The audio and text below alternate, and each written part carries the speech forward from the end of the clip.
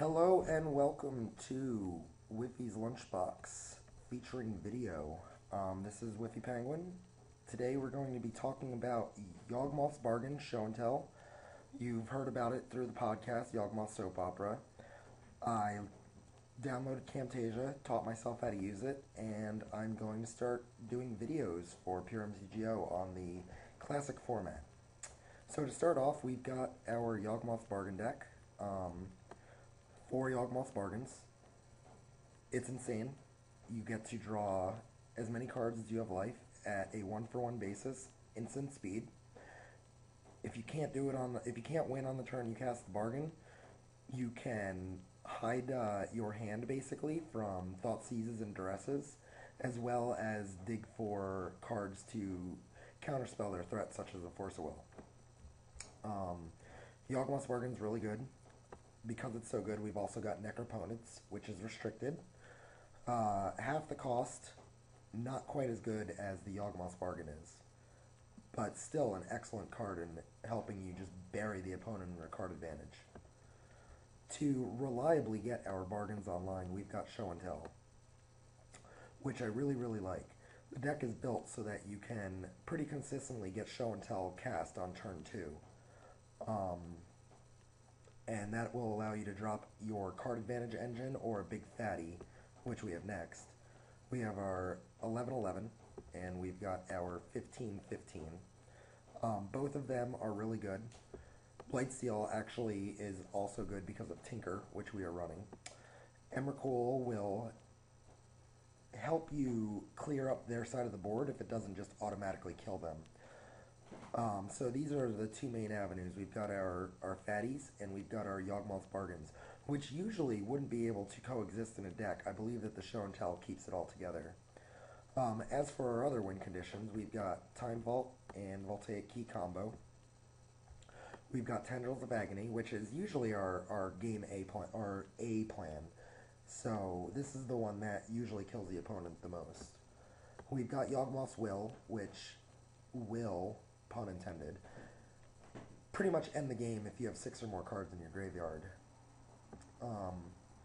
So this is the core of how to win with the deck, right here, these cards. And then we've got 8 tutors to help facilitate that. We've got Tinker, which will almost always get Blightsteel. Sometimes it'll get the missing Vault Key piece. And I've actually casted 4 Lion's Eye Diamond before so that I could turn on my Infernal Tutor and win the game through Yawgmoth's Will. We've got Vampiric Tutor, which is an instant speed get anything. Usually, it's either Show and Tell or Yawgmoth's Bargain. Sometimes it's Lion's Eye Diamond or Infernal Tutor. We've got Mystical Tutor, which I like better than Imperial Seal because it's an instant. It's a blue card to feed Force of Will, and it gets Show and Tell, and it gets Infernal Tutor or Demonic Tutor, all at instant speed during their turn. We've got Demonic, which gets everything. He costs 1 more than Vampiric, but you get it directly in your hand and you don't lose a draw step, which is also really good. And then we've got a quad laser play set of Infernal Tutor, which pretty much, with Lion's Eye Diamond, turns into Demonic Tutors 2 through 5. We've got Lion's Eye Diamond, which is the backbone of the deck. I believe that this is the strongest card in Classic. The interaction in between Infernal Tutor and the other tutors and Yawgmoth's Will turns this into an unrestricted Black Lotus. And if we had the Power 9, it assuredly would not be legal because it's restricted in Vintage.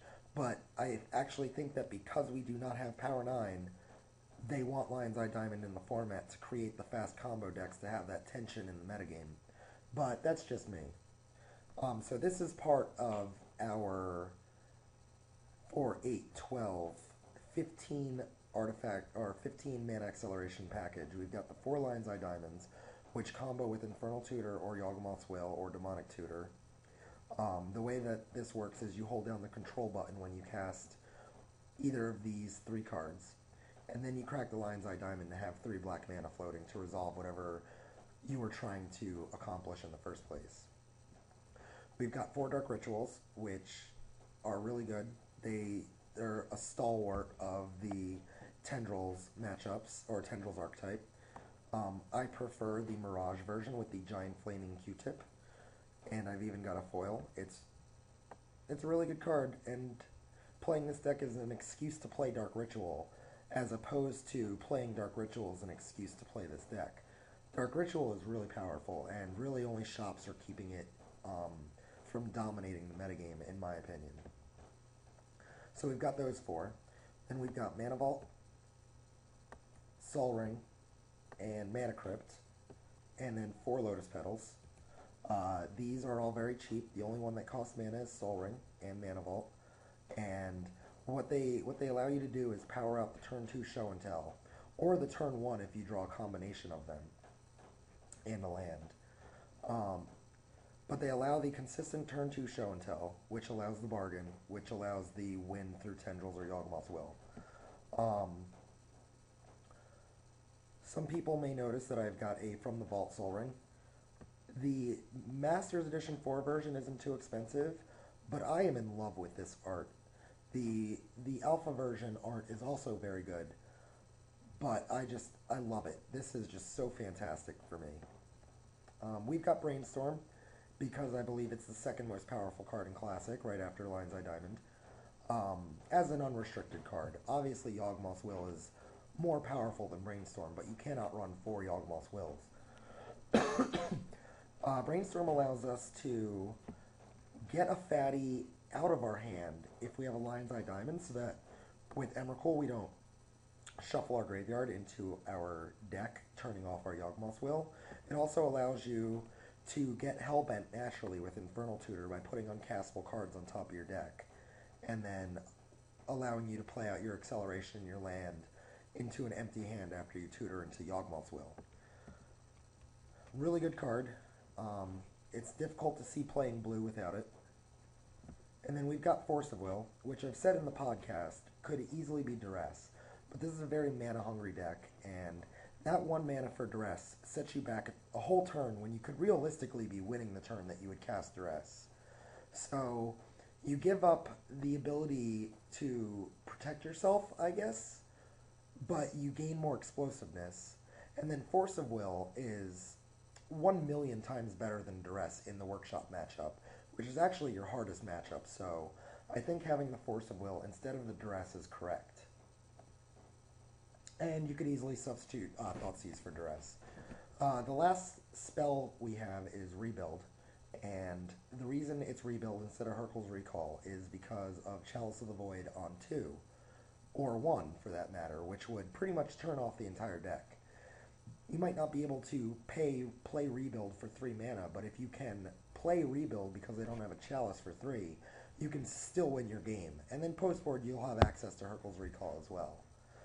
And then another reason it's not Hurkyl's Recall is because if you're not playing against shops, it at least cycles. Whereas Hurkyl's Recall will not do too much except maybe bounce a Blightsteel Colossus, which this also does. As for our mana base, we've got a playset of Underground Sea, because this is a blue-black deck, and we need mana consistency. And on top of the Undergrounds, we have 2 Darkslick Shores, which rarely, if ever, enter the battlefield untapped. Enter the battlefield tapped. Usually, it's the second or third land we play. Sometimes I'll run it out on turn 1. It depends. We only have 13, and I might not have an option. But it's almost always untapped. And the games where it comes into play tapped because you have 3 other lands, you probably don't need access to that mana anyway.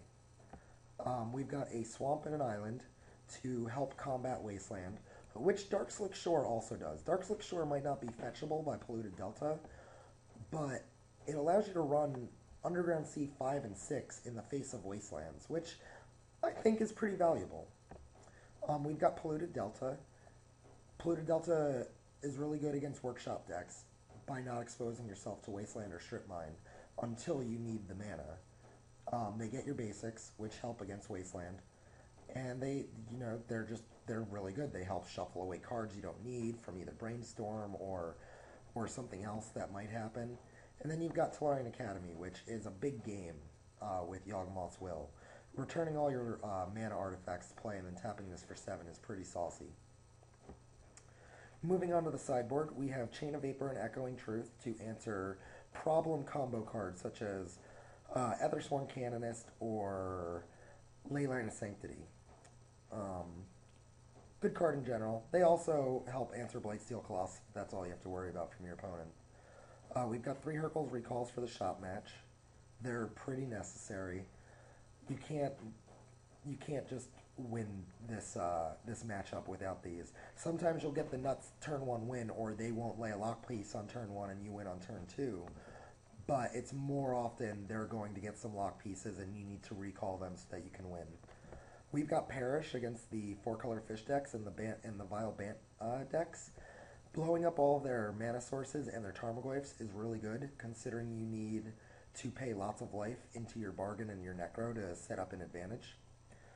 We've got Sadistic Sacraments against blue decks in general, hitting their Time Vault, hitting their Jaces, hitting their Oath Creatures, hitting their Tendrils.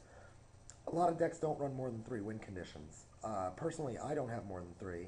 I have Tendrils of Agony, I have Blightsteel, and I have Emrakul. If I was Sadistic Sacramented for those 3 cards, I would lose the game. And a lot of blue decks are like this. So that's a reason for that. And then I've got Leyline of the Void for the Dredge matchup. I don't like the sideboard a lot against Dredge because this deck is very fast, capable of winning on turn 1 or 2. And so it can race Dredge's fast draws.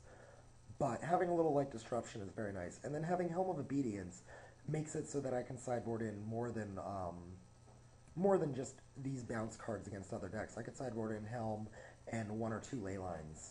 Or I could sideboard in like 4 Leylines against a Welder deck or a Yawgmoth's Will centric deck. So it has more applications. That's it for the deck tech, and we'll be getting into the mock daily event. Have a good one.